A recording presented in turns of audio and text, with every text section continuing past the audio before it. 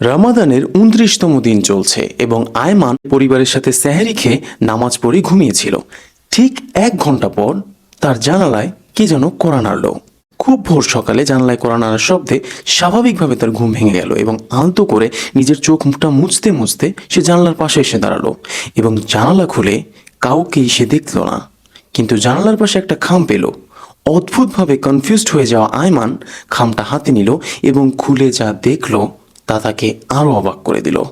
সেই চিঠিতে লেখা ছিল, your all fasting and prayers in Ramadan has been cancelled successfully, now come to the reality.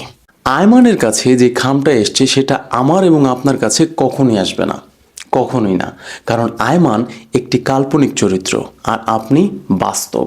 এখন the question of concern হচ্ছে ২৮টা রোজা রাখার পর ২৯তম রোজায় আয়মান যখন জানতে পারলো যে তার এত কষ্ট করে রাখা এতগুলা রোজা একটাও অ্যাকসেপ্ট হয়নি, যিনি অ্যাকসেপ্ট করার অথরিটি রাখেন তিনি ক্যান্সেল করে দিয়েছেন, তখন আয়মানের মেন্টাল কন্ডিশনটা কেমন হয়েছিল সেই সিচুয়েশনে।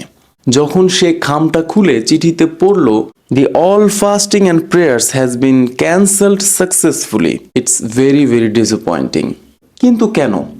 আয়মান এমন কি করেছিল যার কারণে তার একটা রোজাও অ্যাকসেপ্ট হয়নি? আসুন রিজনটা খুঁজতে যাই যার কারণে আয়মানকে এত বেশি ডিসঅ্যাপয়েন্টিং হইতে হইল। রমজানের ১৪তম দিন আয়মান ইফতার কেনার জন্য পাড়ার দোকানে গেল। সব কিছু কিনে টাকা দিয়ে বাসায় চলে এলো। কিছুক্ষণ পর দোকানদার তাকে ফোন দিল, ভাই আপনি যে নোটটা দিলেন এটা জাল নোট, একটু এসে বদলে দিয়ে যান প্লিজ। আয়মান মুখে বলল, আচ্ছা ভাই আসতেছি, কিন্তু মনে মনে ভাবলো টাকা নেওয়ার সময় খেয়াল করে নাই কেন, এখন দোষ কি আমার? সে আর গেল না। সে শুধু একটা জাল নোট দেয়নি, সে ওয়াদা ভঙ্গ করেছে। রমজানে রোজা রেখেও সে আমানত ঠিক রাখেনি।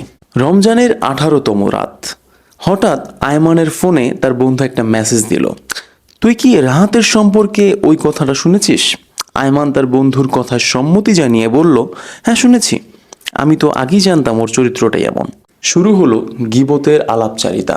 আয়মান রোজা ছিল কিন্তু তার মুখে রমাদানের প্রভাব ছিল না। রমজানের শেষ দশক, রাতে সবাই ঘুমিয়ে গেলে আয়মান চিন্তা করলো, আমি তো সারাদিন রোজা রাখছি, এখন একটু রিল্যাক্স করি।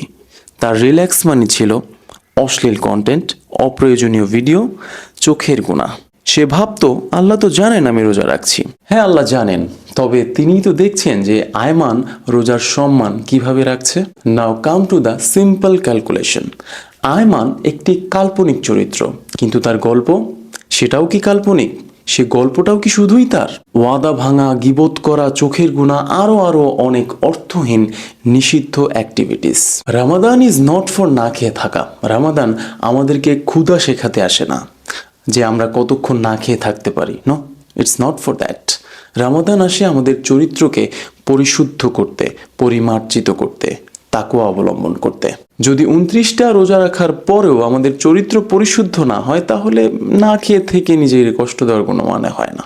ঈদের দিন নতুন জামা পরার আগে ইনশিওর করুন যে নিজের চরিত্র থেকে ব্যাড হ্যাবিটসগুলা খুলে ফেলে দিয়েছেন, নইলে ওই যে আয়মানের খামটা, সেটা আয়মানের জানলা নয়, আপনার হৃদয়ে এসে পড়বে এবং আপনি সেটা ফিলও করতে পারবেন প্রভাবলি।